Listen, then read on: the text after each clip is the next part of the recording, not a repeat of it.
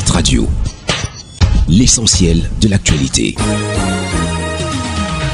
Ghislain Cougon. Affaire Mida, les responsables de la mission d'intégration et de développement pour l'Afrique n'ont pas collecté 12 mais 18 milliards de francs CFA aux souscripteurs camerounais. C'est la principale information livrée lundi dernier par Issa Thieroma Bakari. Le ministre de la Communication a donné une conférence de presse pour faire le point sur cette affaire qui a suscité l'indignation publique en avril dernier. Le porte-parole du gouvernement a noté qu'il était loin du compte lorsqu'il annonçait que cette ONG, dont les activités ont été suspendues, avait collecté près de 13 milliards de francs CFA à 11 835 souscripteurs. Au tribunal, le 17 mai dernier, les avocats des responsables de la MIDA, arrêtés dans le cadre de cette affaire, avaient clairement contesté les écarts entre les sommes collectées et celles retrouvées, insinuant que de l'argent avait été distrait des caisses de la MIDA par les policiers dépêchés sur les lieux immédiatement après l'ordre de suspension du préfet du Fundi.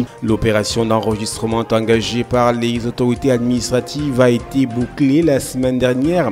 Le remboursement des fonds investis devrait être la prochaine étape. Aucune date n'a été avancée pour le moment, ce qui maintient les souscripteurs dans l'angoisse de l'attente. Énergie, le gouvernement veut rendre opérationnel le fonds d'énergie rurale 9 ans après sa création. Le ministère en charge de l'énergie veut ainsi ressusciter un fonds créé par décret présidentiel le 10 décembre 2009. Cette caisse spéciale de l'État est chargée d'assurer de façon durable le financement des programmes et projets d'énergie rurale. Pour ce faire, un compte est ouvert auprès de la Banque des États de l'Afrique centrale, BEAC. Les ressources du dit fonds sont constituées des budgets d'investissement public, des financements des bailleurs de fonds. L'activation du FER sera peut-être un début de solution financière dans l'optique de relever le taux d'électrification qui présente de fortes disparités au Cameroun entre les zones urbaines, 40% et rurales 18%. L'État pourrait puiser dans cette caisse pour financer une partie du plan directeur d'électrification rurale du pays.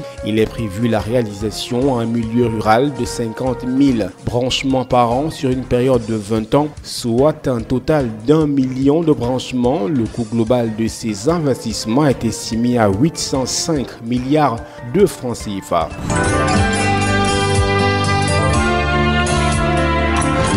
L'actualité internationale. République démocratique du Congo, les avocats du Congolais Jean-Pierre Bemba, acquitté à la surprise générale de crimes de guerre et de crimes contre l'humanité, plaide ce mardi devant la Cour pénale internationale pour sa libération immédiate après près d'une décennie passée en prison. La chambre d'appel de la CPI a considéré que la responsabilité de Jean-Pierre Bemba dans les atrocités perpétrées par sa milice en République centrafricaine n'avait pas été prouvée, mais n'a pas ordonné sa libération en prononçant l'acquittement vendredi dernier. Le problème aux yeux des juges était la condamnation de Jean-Pierre Bemba dans une affaire annexe en mars 2017 à 1 an de prison et 300 000 € d'amende pour subornation de témoins dans le cadre de son principal procès. Un nouveau jugement a été ordonné en appel. L'audience de ce mardi, qualifiée d'urgente, a donc été ajoutée à l'ordre du jour de la Cour qui siège à La Haye pour discuter du maintien en détention du Congolais qui pourrait bien être relâché après avoir été détenu pendant près d'une décennie.